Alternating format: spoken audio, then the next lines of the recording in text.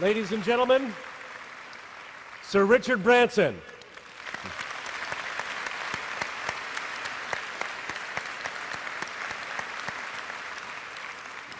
It's just like doing a radio show, and normally I'm behind a microphone, only this time all of the listeners are right in front of us, so this is going to be a piece of cake and we're going to have a lot of fun.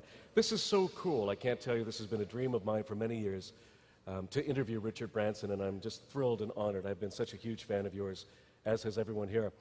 And true to form, you are such a classy act, Sir Branson. I understand that many people have paid a lot of money to be here today, but that all the proceeds from your speaking engagements worldwide go to a charity near and dear to your heart. So in many respects, all of you are contributing to those charities, and I'm wondering if you could elaborate on which charity they're going to, Richard. No, I'll just say thanks very much for coming. Hopefully, hopefully we can share some interesting thoughts today. But I think that if you are a successful entrepreneur, wealth comes with it, and responsibility comes with that wealth, and you can make a real difference. And so Virgin has one particular charity called Virgin Unite that unites the 50,000 employees who works for Virgin worldwide to tackle some of the major issues in the world. And obviously Africa is a place that just has numerous problems. But a lot of those problems, I believe, are solvable problems. They're not insurmountable problems. They just need, entrepreneurial social workers with resources to resolve them. So the money that you've paid today, that I've managed to extract from the organisers, is going towards a specific hospital that's being built in Africa, which will cater for about 200,000 people in a community that actually don't have any medical services, and so it'll make a big difference.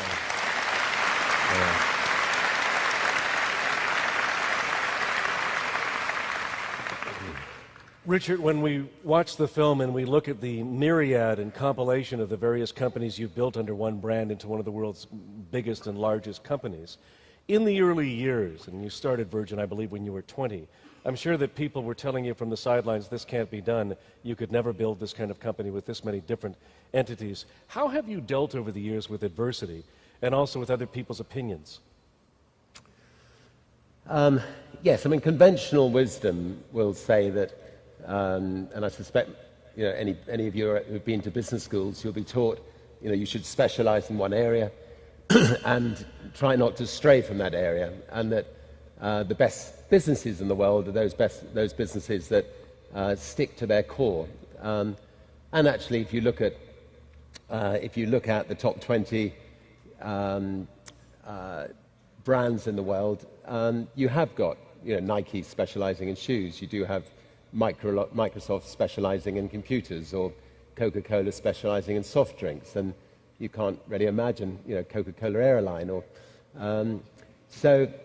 but I don't think, personally I think rules are made to be broken, and what we've at Virgin tried to do is to create a way of life brand, a brand that tackles major companies in quite a lot of different sectors.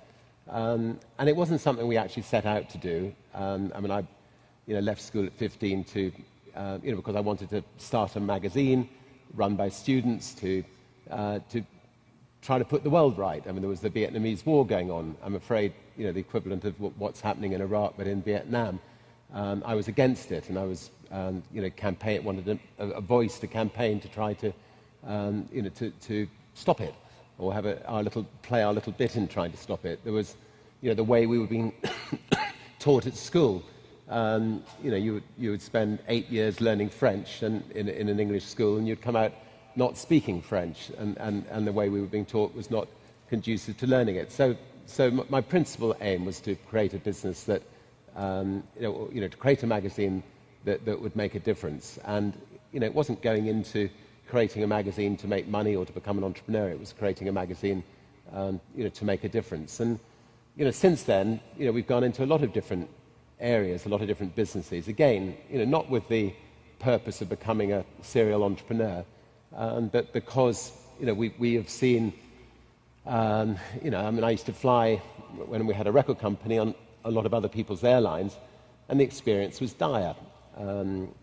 And if you've ever flown on an American carrier, I won't mention Canadian carriers, you'll know what I mean. And so I decided that if you could create an airline that, where the staff were actually enjoying, working on that plane, and they were actually proud of, the tools they were given, and they were proud of the service they were offering the consumers, and it was actually a fun airline to fly, that it might be successful.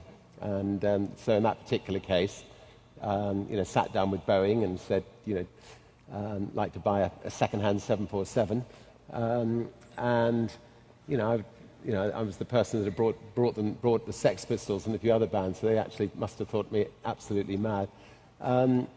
But anyway, they sort of maybe spotted something in me that made them think that we could maybe build a competitor to British Airways. But I also made a stipulation, because I didn't want to bring everything else that I built come crushing down if I was wrong about the airline business. I said, look, I've got to protect the downside. I may be completely wrong that there's an opening for Virgin Atlantic. At the end of the first year, I want the right to hand that plane back to you if I'm wrong. And it might mean that you won't make any money, but you won't lose any money either, and we can both walk away from it.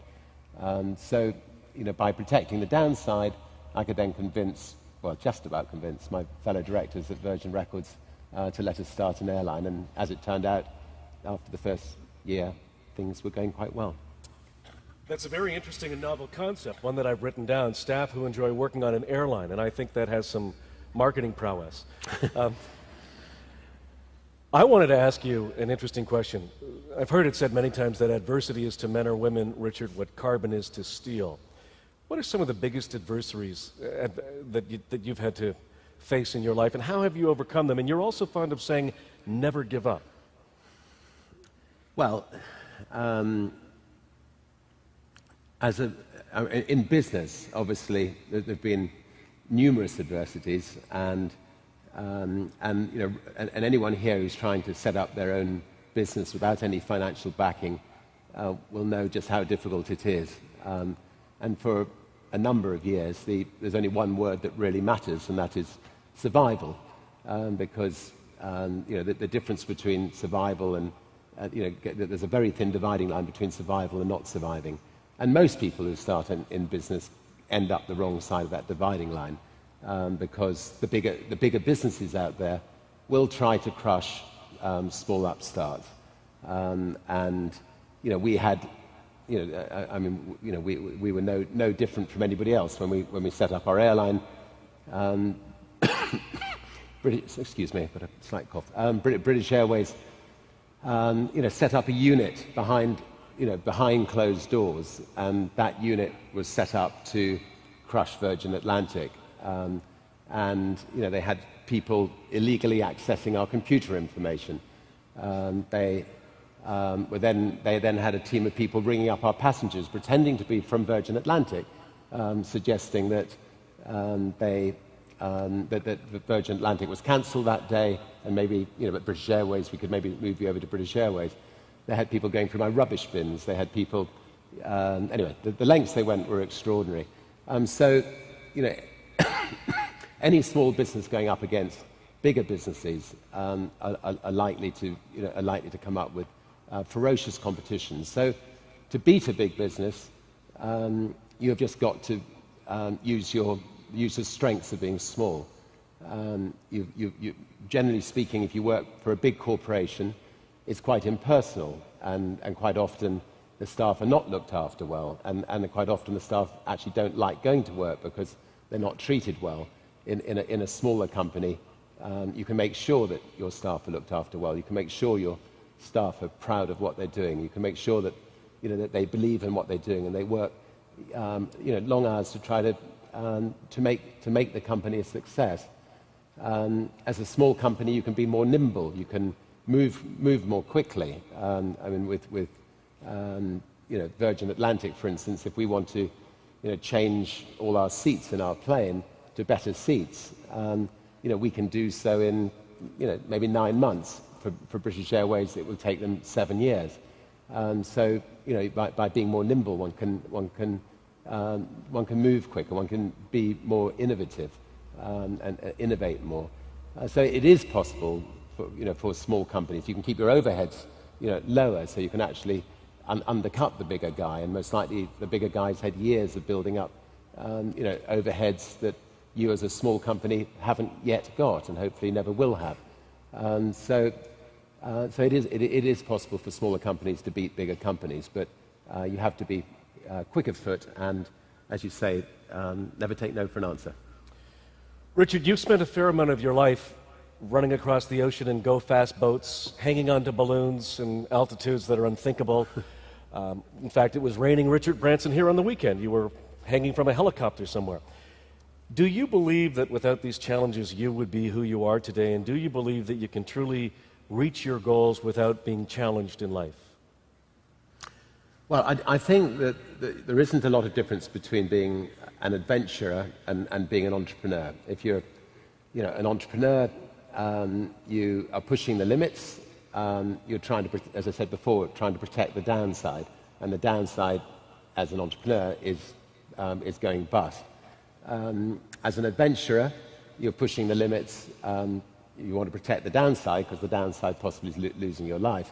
So you particularly want to protect the downside. I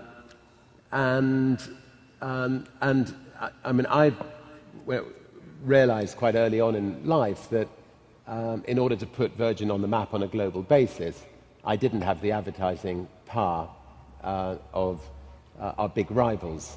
So I would have to utilize myself to get out there and make sure that the world knew about Virgin.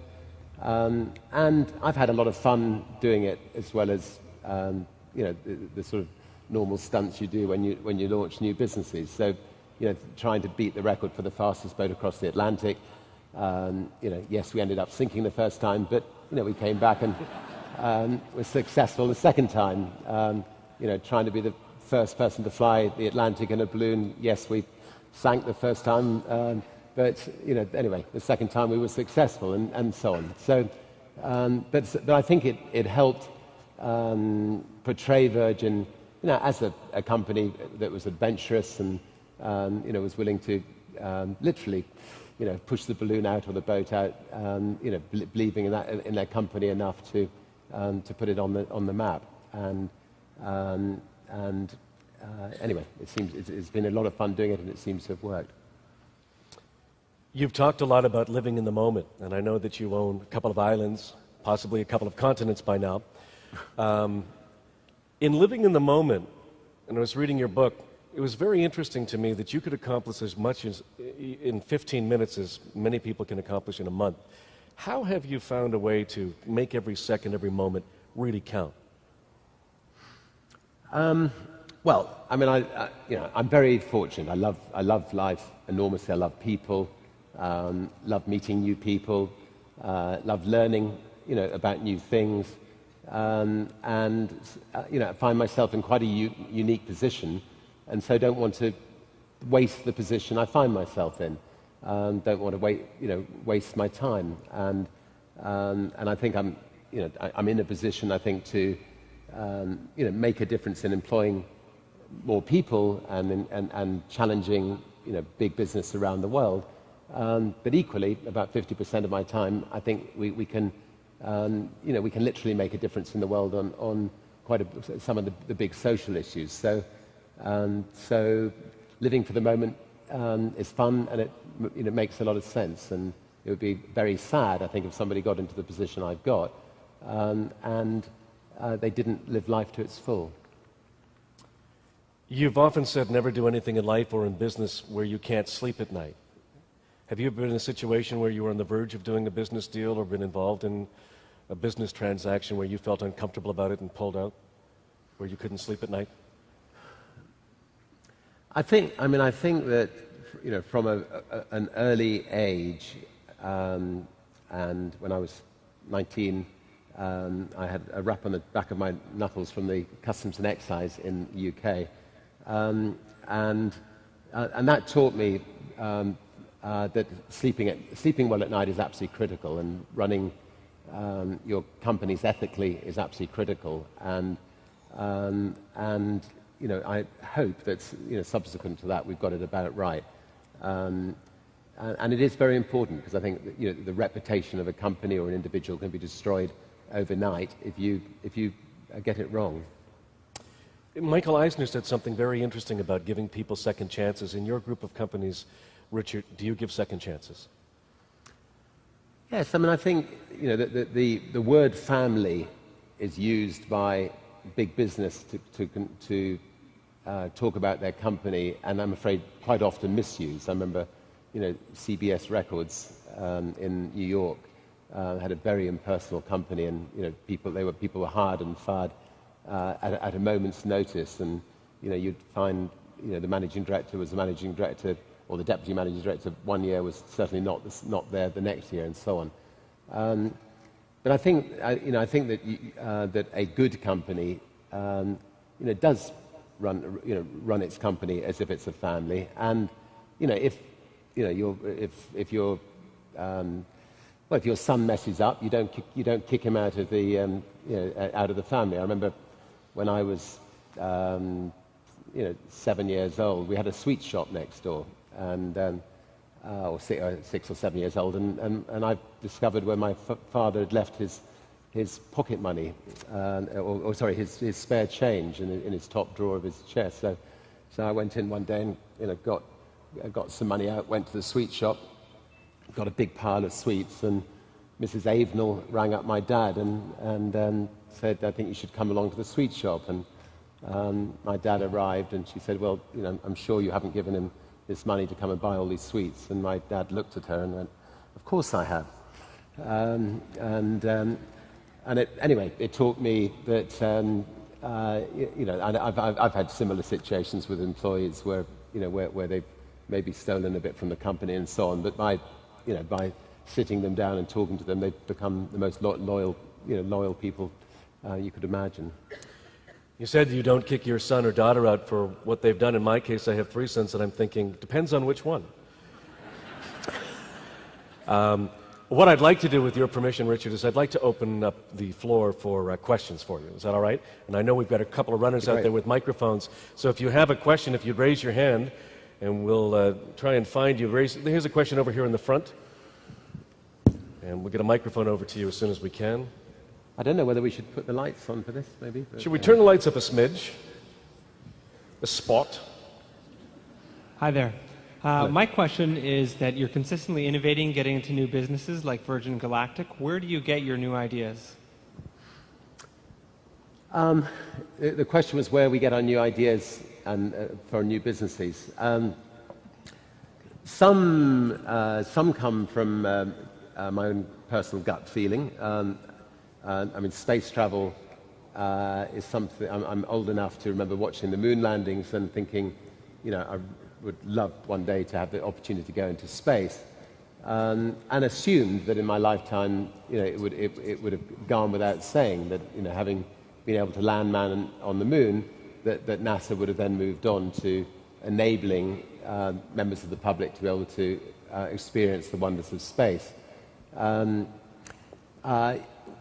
Waited a couple of decades, 2 or 3 decades, found that they really weren't interested in sending us human beings into space, and so in the early 90s went out to look for somebody who who could be the best person to build a reusable space rocket commercially that could send people safely to space, and even more importantly, safely back to Earth. And came across Bert Rutan, and space travel. I think we'll be the only company in the world offering space travel for a while. It'll be great for the brand. It'll be wonderful to experience it personally, and hopefully in time we'll be able to bring the price down to enable a lot of people to be able to travel into space. Equally importantly on that one, because we spend a lot of time on clean energy. We're trying to build spaceships that are thousands of times more environmentally friendly than NASA spaceships, because otherwise I think in this day and age it would be unacceptable to send people to space with the dangers that are happening to this Earth. While we're waiting for the next question, I'm just wondering how long will it be before the Rolling Stones perform on Mars? I'll ask Mick the next time I see him. Anyway, yeah, I think Mars is a little bit further off anyway. Do we have another question? Okay. But the way they're going, they may still be around when we get there. Hello.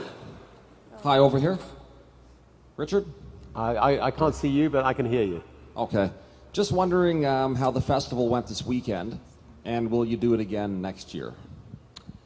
Well, apart from one of the headline band being stopped at immigration and told they couldn't come in, which didn't help, I think people had a good weekend, and we had a lovely sunny Sunday. Not such a sunny Saturday. Maybe we should try it in July rather than September next time. But 30,000 happy people were there, and we'll certainly do it again next year. Richard, while we're waiting for the next question, who is the most influential person in your life today? Well, obviously apart from the family, I think the person I admire the most in the world, and I'm very fortunate to known him ever since even before he came out of prison, is Nelson Mandela. He and actually his wife are obviously remarkable people, and we're working together actually in setting up an organisation which something quite good may come of it. And basically, he and his wife have agreed to be the founding elders of an organisation called the Elders. And the idea is that initially he and his wife will appoint the 12 most respected people in the world.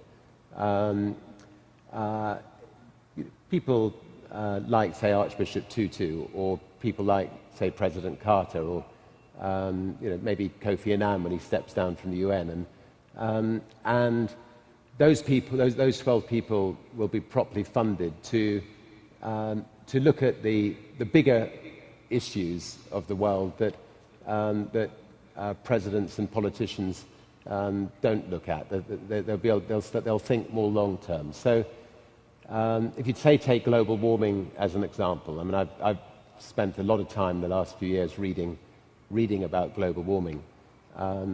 I started by reading a book called The Skeptical Environmentalist, which put the skeptical side on about global warming.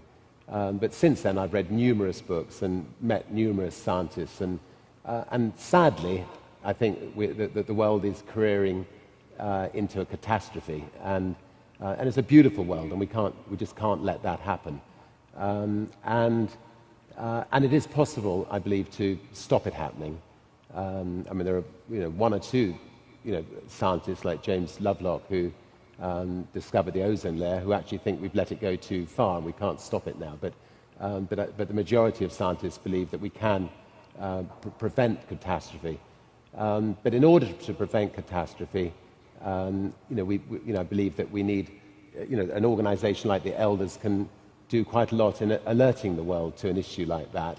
For instance, setting up an internet site where everybody throughout the world can contribute to what they're doing to doing their bit to prevent global warming. If everybody in this room makes sure you keep your air conditioning units turned off, when you're out of the house and so on, it would start to make an enormous difference. So the Elders will look at issues like global warming. They'll look at issues like AIDS in South Africa. You've got a president in South Africa who believes HIV and AIDS is not connected, and they've got a health minister in South Africa who is saying that garlic is the way to cure AIDS, and therefore thousands and thousands of people are dying unnecessarily. Maybe the Elders could have a quiet word with the president. There are conflicts that are taking place in the world. I mean, at the time when Israel invaded Lebanon 2 or 3 months ago, the same week Somalia, Ethiopia invaded Somalia. But there were just 2 little lines on the internet. I mean, almost nobody in this room, I suspect, would know that happened. It can be possible for a group of elders to go along and knock heads together quietly behind the scenes and maybe, find out why this invasion's taken place, what the grievances are, and try to resolve it. Mandela's managed to do it on his own, but he's not going to be with us forever. So the idea is to set up this group of elders that can last for hopefully generations to come and look at some of the bigger long-term issues. I'd just like to point out,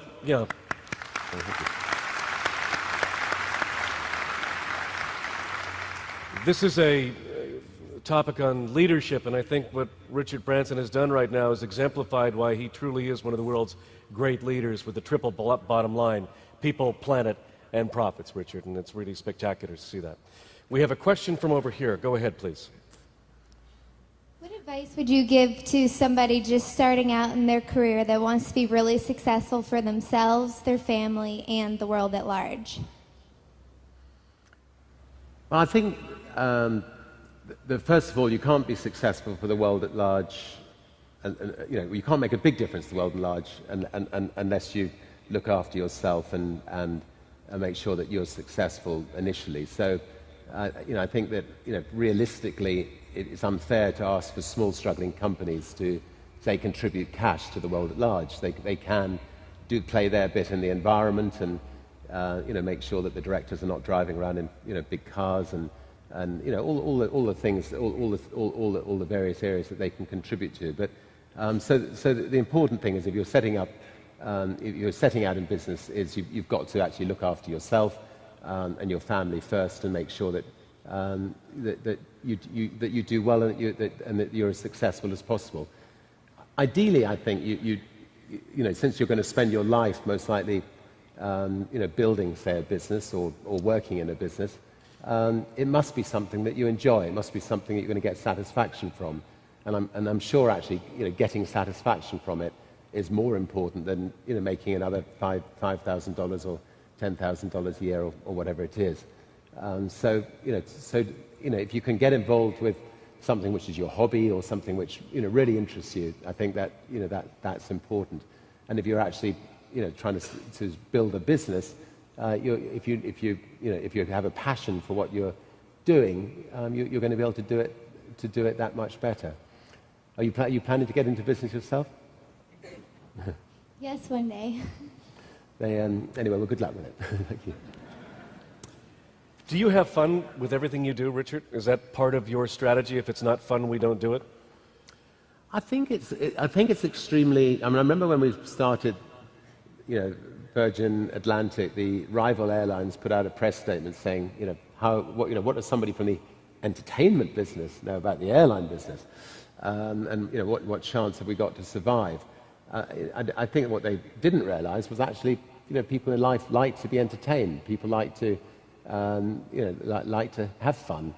If you're going to spend 80 or 90% of your, 80% of your life in the workplace, it's got to be enjoyable.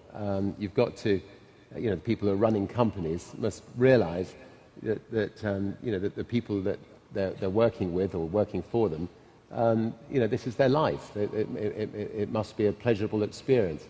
And at Virgin, we do try to make sure that, we throw lots of parties and that, the chairman of the group makes sure that he's the last home, and that's why I suspect I've got a deep throat today. But if I do go to a party and I'm socializing, I'll make sure I always have a notebook in my back pocket, because if you're partying with people who you work with, they're all going to have ideas. They're all going to have suggestions. and if you just listen and you've got a drink, you're not going to remember it the next day. So, scribble all those ideas down and make sure you address them the next day. And I think what makes an exceptional company over an average company is the detail. On our planes, for instance, I mean, we've striven to get all the little detail right. Even to the extent that we've got these lovely little pepper pots and salt pots on Virgin Atlantic, and we know they're going to be stolen. So, so underneath the salt pots, we've got stolen from Virgin Atlantic.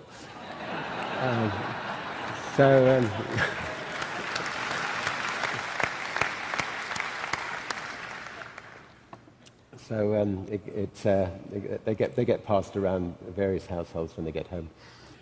Am I paraphrasing this correctly? When I heard you say you like to party, does that mean we should fly everybody here to London, England, your place for Christmas? Does that work for you? Or well, I do have a party for all our staff in England, and it's now got to 80,000 people come, and it's spread over 8 days. So don't come, please. It's a lot of handshake.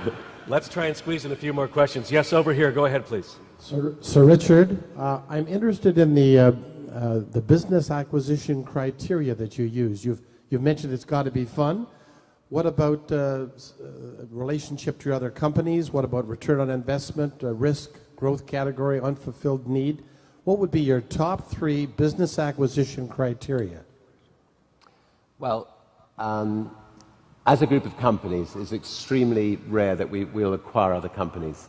We've planted, almost all the 300 companies we've got. We've planted the acorns and then, put some water on them, and if they start to flourish, we'll put more water on them and we let them grow. But my criteria is, there's only so many hours, in the day, and it's ready to go into businesses where we can make a fundamental difference to a sector, or just a fundamental difference. I mean, I've talked about global warming. Virgin's in a position where we can invest a lot of money in businesses that can tackle global warming. So, so we spent the last 18 months, investing in, building new ethanol plants. We've been talking to iGen in Canada about cellulosic ethanol. We've been investing in enzyme companies to try to, break down the cellulose to try to be able to use waste product rather than grain and corn to create ethanol. We've been developing a new fuel, sort of a derivative of butanol, which is again a very clean fuel like ethanol, but is more powerful than ethanol. So we will be spending hundreds of millions of dollars of profits we make from our mobile phone businesses and our airlines and other things in developing a whole series of different areas to tackle global warming. And I suspect other, as many companies who can afford to right now ought to be looking at doing the same thing. I mean, if we can actually, a company could consider, trying to, develop a little, the most efficient solar panels to go onto people's houses that possible, or the most efficient, wind power to go on people's homes. I mean, everybody, I think, in this room knows that they've got to play their bit in dealing with global warming. I suspect that for entrepreneurs in this room, it's going to become a bigger and bigger issue, and it would be something worthwhile. A lot of entrepreneurs in this room considering as a really important business to go into. So it can be, a good business. It can do a lot for the world, and I suspect make a real difference. Richard, you have a history of doing great things for the world, and if we have time, I wonder if you could give us a brief synopsis of what you did with Virgin during the Iraq War.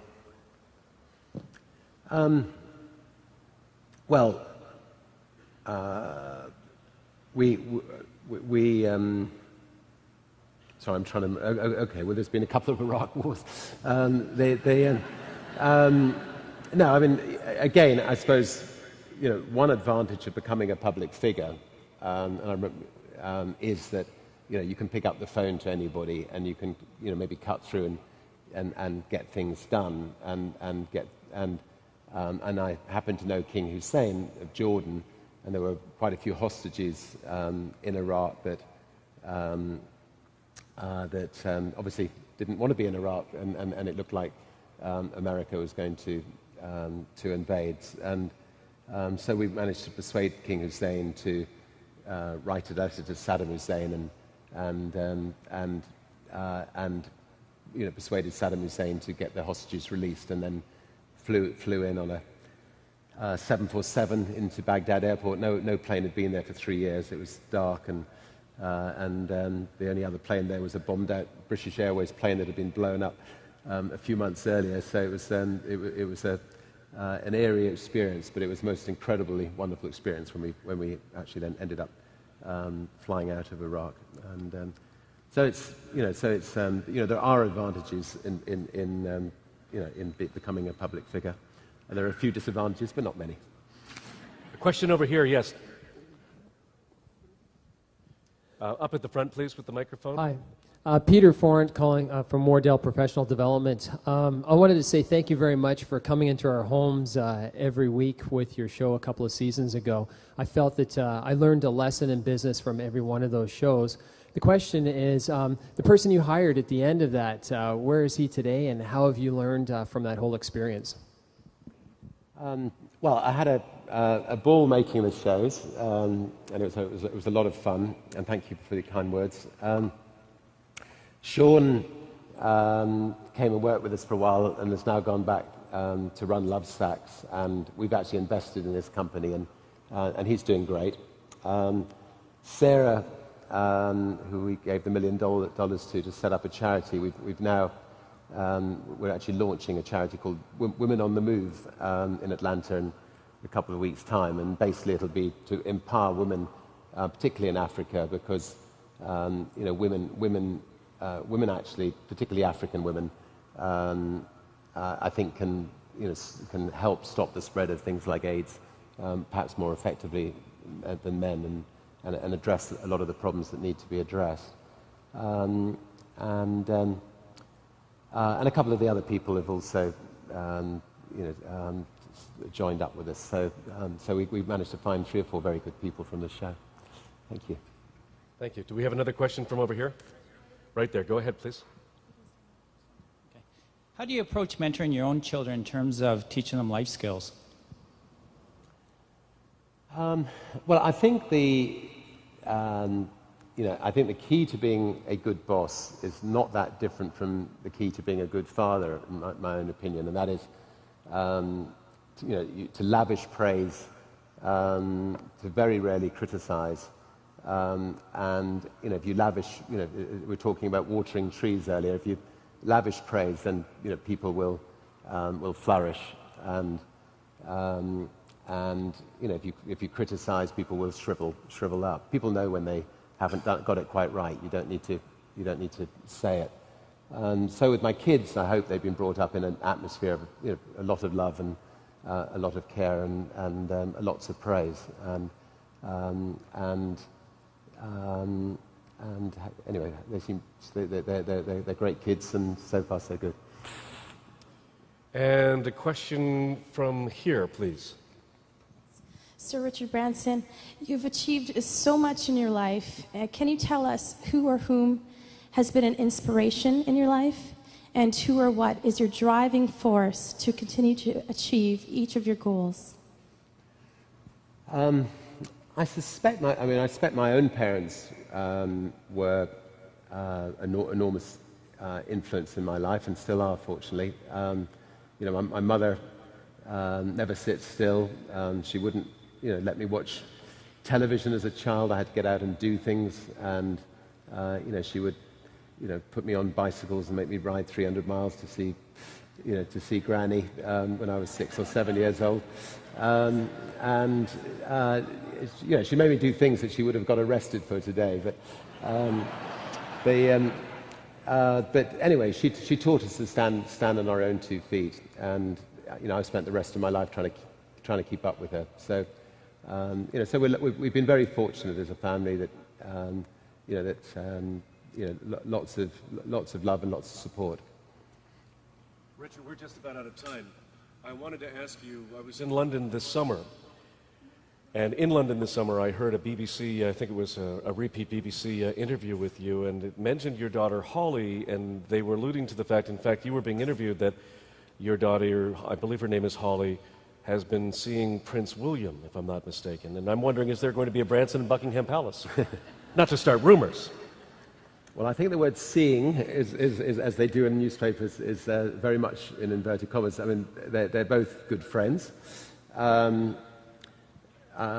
end on just an amusing note. Holly went to Prince William's 21st birthday party at Windsor Castle. Actually, I'll switch back a minute. 16 years before this birthday party, Princess Diana named one of our planes Lady in Red, and Princess Diana was great fun, and she was a good friend, and she went into the cockpit, and we were flying over Windsor Castle, and she had Prince William on her knee in the cockpit, and in the days when you were allowed in the cockpit, and she had the microphone, the speaker on, and she said to everybody in the plane, and if you look to the right, you'll see Granny's house.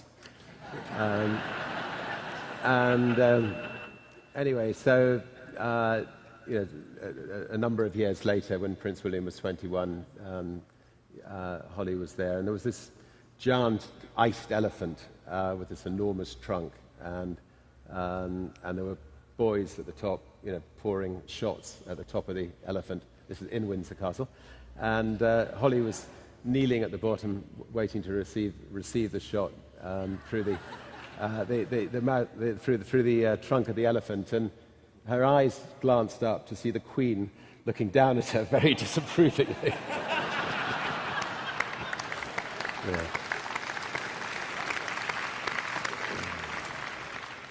We're just out about time, Richard, but I'd like to ask you one last question. What would your advice be for everybody in this room this afternoon about following their dreams? Well, I just think that live life to its full. Enjoy life to its full. Don't waste a minute of it. A lot of what I'm sure most people know already, but get around a great bunch of friends, and support each other, and get out there, have fun, enjoy yourself, and thanks very much for listening. Thank you.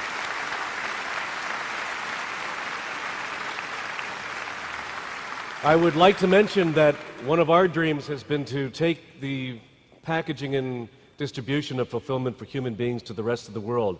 And if you like Sir Richard Branson's message, and Bill and Lance's message, and the Power Within, next week we launch Power Within Broadcasting on international satellite, television, and radio. And that's one of our goals, to take this information worldwide. Richard, on behalf of all of us, thank you. Thank you. Thank you so much. Thanks a lot. Thank you.